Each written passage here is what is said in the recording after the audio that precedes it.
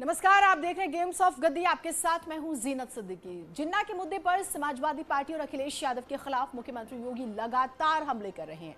जौनपुर और गोंडा में सीएम योगी ने हल्ला बोल किया। बीजेपी चुनावी सीजन में जिन्ना के मुद्दे को कुरेद कर समाजवादी पार्टी के घाव को हर रोज ताजा करती है। राष्ट्रवाद का नारा बुलंद करके बीजेपी की कोशिश हिंदुओं को एकजुट करने की है।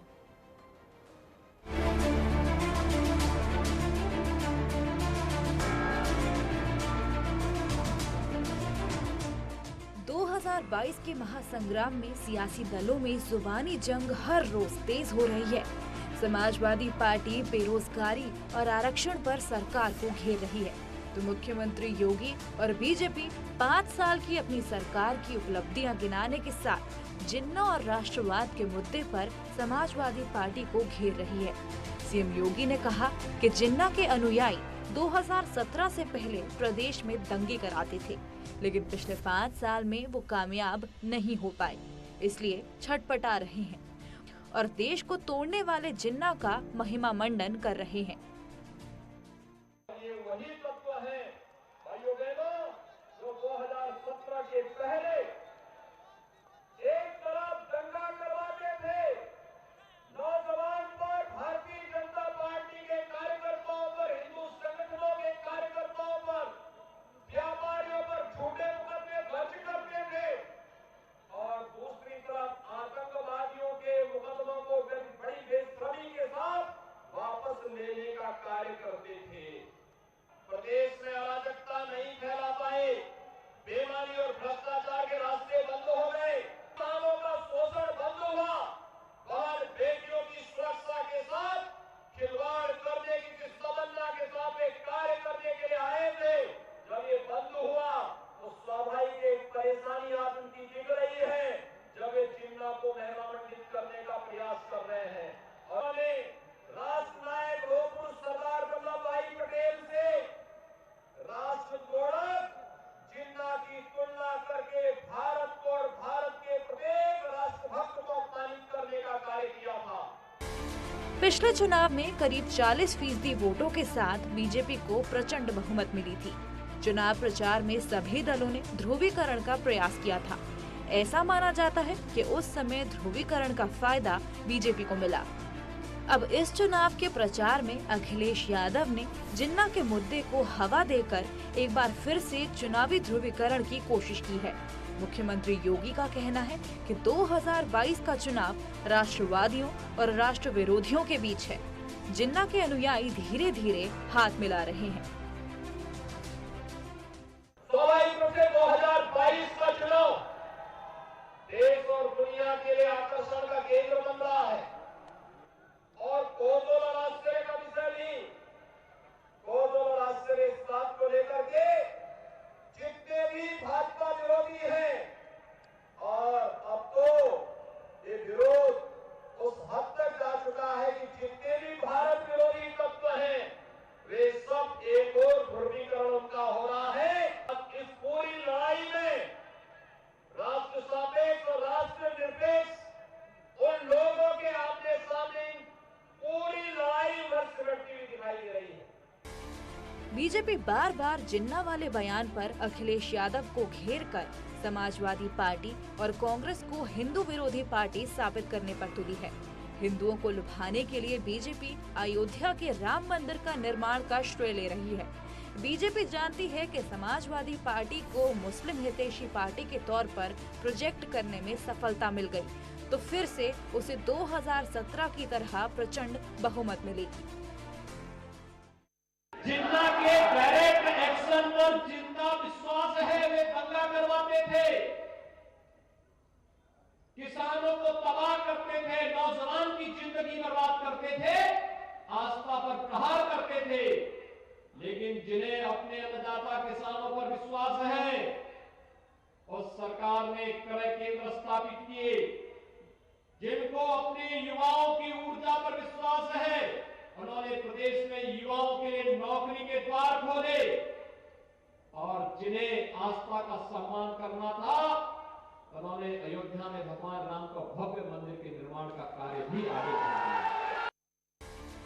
जनता को विपक्ष से उम्मीद थी कि वो चुनाव में महंगाई और बेरोजगारी जैसे मुद्दों पर सवाल उठाएगा, लेकिन जैसे जैसे यूपी के चुनाव का प्रचार अपने चरम की तरफ बढ़ रहा है, जनता के मुद्दे प्रचार से गायब होते दिख रहे हैं।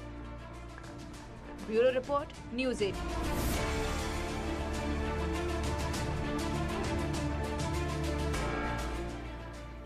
यूपी में धर्म और जाति के बहाने चुनावी बिसात बिछाई जा रही है। बीजेपी को घेरने के लिए विपक्ष इसी रणनीति पर काम कर रहा है। समाजवादी पार्टी और कांग्रेस के नेता अपनी सभाओं से बीजेपी पर हमला बोल रहे हैं। साथ ही जाति धर्म की धुरी पर राजनीति का ताना बाना लगातार बुना जा रहा है।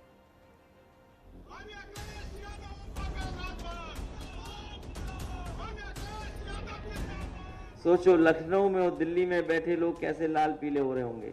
चुनाव के समय जो भी नेता आपके सामने आए वो आपको बताए आपके लिए क्या करने जा रहा है। ये नफरत की राजनीति करने वाले लोग धर्म को लड़ा रहे हैं। धर्म का प्रयोग करेंगे, जाति का प्रयोग करेंगे। अभी योजना कोई बता देंगे तो भारतीय जनता पार्टी के लोग नकल कर लेंगे। जब तक आप अलग अलग तरह की राजनीति के जाल में आप फंसे रहेंगे तो आपका विकास नहीं होगा। उत्तर प्रदेश में चुनाव जीतने के लिए सियासी दल अपने अपने दावों के सहारे सियासी जाल बिछा रहे हैं। छोटे छोटे दलों को साथ लेकर सत्ता पाने का सपना देख रहे अखिलेश यादव ने हरदोई से बीजेपी पर कई हमले बोले। सवाल 4.5 साल के कार्यकाल का उठाया और रंगों के जरिए राजनीति का नया संदेश देने की कोशिश की।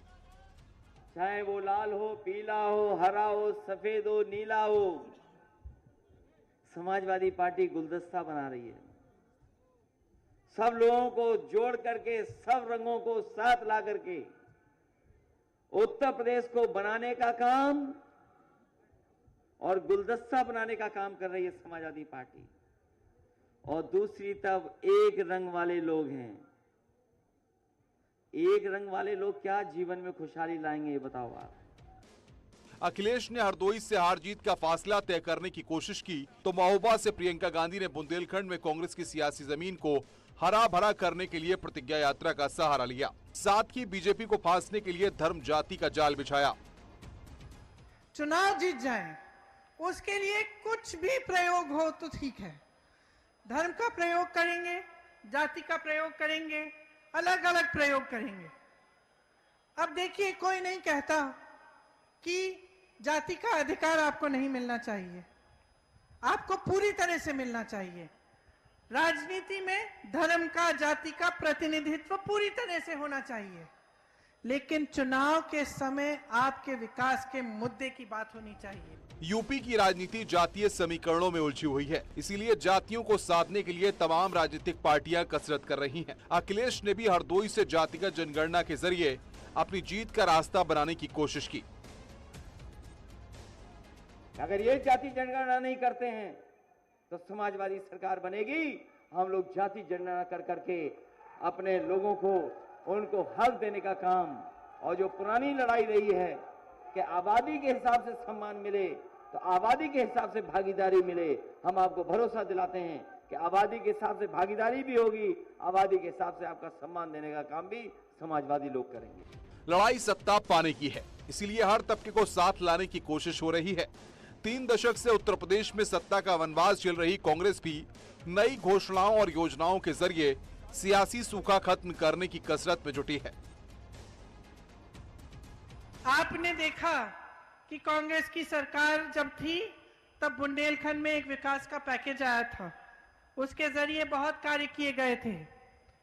हम ये सब परिस्थितियों को देखकर हमने ये तय किया है कि अगर हमारी सरकार आएगी तो किसानों का पूरा कर्जा माफ किया जाएगा। उत्तर प्रदेश में जीत के लिए हर कोई जोर लगा रहा है। चुनाव से पहले दावों की बौछार हो रही है और हर कोई जनता की झोली भरने का दम भर रहा है। वक्त अब वोट मांगने का है, तो अपने अपने लिहाज से बदलाव के दावे भी खूब हो रहे हैं। और उत्तर प्रदेश के लोग बदलाव चाहते हैं, इसलिए बदलाव चाहते हैं कि उत्तर प्रदेश आज पीछे छूट गया है। जिन लोगों ने आंकड़े देखे होंगे, जानकारी हासिल की होगी, वो जानते होंगे कि आज उत्तर प्रदेश गरीबी में पीछे चलता चला जा रहा है। और ये हम और आप लोग नहीं कह रहे, जो नीति आयोग है भारत सरकार का, वो कह रहा है कि उत्तर प्रदेश पिछड़ गया है। आपने देखा कि कांग्रेस की सरकार जब थी तब बुंदेलखंड में एक विकास का पैकेज आया था, उसके जरिए बहुत कार्य किए गए थे। हम ये सब परिस्थितियों को देखकर हमने ये तय किया है कि अगर हमारी सरकार आएगी तो किसानों का पूरा कर्जा माफ किया जाएगा। मौसम भले ही धीरे धीरे सर्द हो रहा हो, लेकिन सियासी तपिश लगातार बढ़ रही है। आने वाले दिनों में राजनीतिक मिजाज और भी गर्म होगा, ये तय है।